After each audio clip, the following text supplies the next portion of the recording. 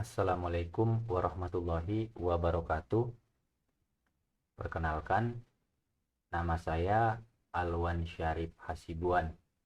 Saya dari kelas Pendidikan Fisika B 2019 Universitas Negeri Medan.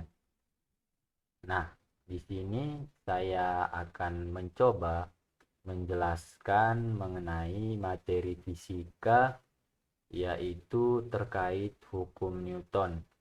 Hukum Newton ini membahas mengenai dinamika gerak, yaitu penyebab benda-benda bergerak itu sebenarnya apa.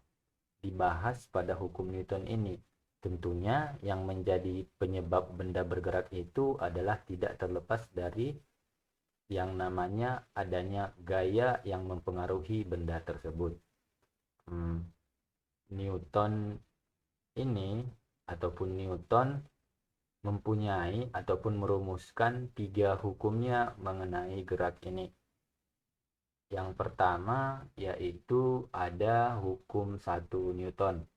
Hukum 1 Newton ini berbunyi, apabila resultan gaya yang bekerja pada suatu benda sama dengan 0, maka benda yang semula diam akan tetap diam, dan benda yang semula bergerak lurus beraturan akan tetap bergerak lurus beraturan.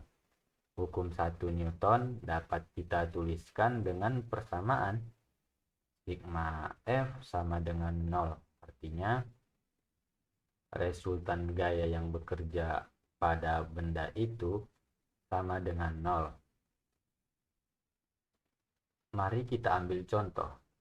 Contohnya ada sebuah meja di dalam suatu ruangan yang sedang diam. Nah, benda itu kan semulanya diam dan akan tetap diam sesuai dengan hukum 1 Newton ini apabila tidak ada gaya yang mempengaruhi dia. Walaupun ada gaya yang mempengaruhi dia, tetapi resultannya 0, benda tersebut akan tetap diam. Lain halnya apabila benda tersebut yang kita contohkan tadi, batu tersebut, resultan gayanya tidak sama dengan 0, maka benda tersebut tidak akan diam atau batu tadi tidak akan diam. Namun berlaku hukum 2 Newton. Nah, untuk itu Newton merumuskan hukumnya yang kedua, yaitu percepatan yang dihasilkan oleh resultan gaya yang bekerja pada suatu benda akan berbanding lurus dengan resultan gaya dan berbanding terbalik dengan massa benda. Hukum 2 Newton ini dapat dituliskan dengan A sama dengan sigma F per M, di mana A merupakan percepatan benda dengan satuan meter per sekon kuadrat. Sigma F merupakan resultan gaya yang bekerja pada suatu benda dengan satuan Newton, dan ada M merupakan massa benda. Setelah hukum yang keduanya ini, Newton juga merumuskan hukum yang ketiga, yaitu mengenai gaya aksi reaksi. Hukum 3 Newton ini berbunyi, apabila ada gaya aksi atau gaya yang diberikan, maka akan selalu ada gaya reaksi atau respon dari gaya yang kita berikan tadi, yang besarnya sama, namun arahnya berlawanan. Jadi yang berbeda di sini itu hanya arahnya saja. Kalau nilainya ataupun besarnya itu sama, dapat dituliskan dengan F aksi. Ingat ya, F merupakan gaya. Di sini dinotasikan dengan F aksi sama dengan minus F reaksi.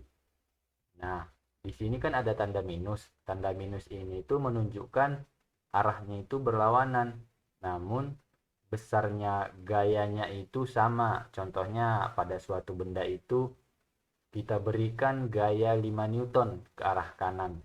Nah, kalau kita pahami mengenai rumus ini, benda tersebut akan memberikan gaya reaksi atau gaya gaya respon dari benda tersebut dengan besarnya sama, namun arahnya berlawanan. Kalau kita berikan tadi ke kanan sebesar 5 Newton, maka benda tersebut akan memberikan gaya reaksi sebesar 5 Newton namun arahnya ke kiri.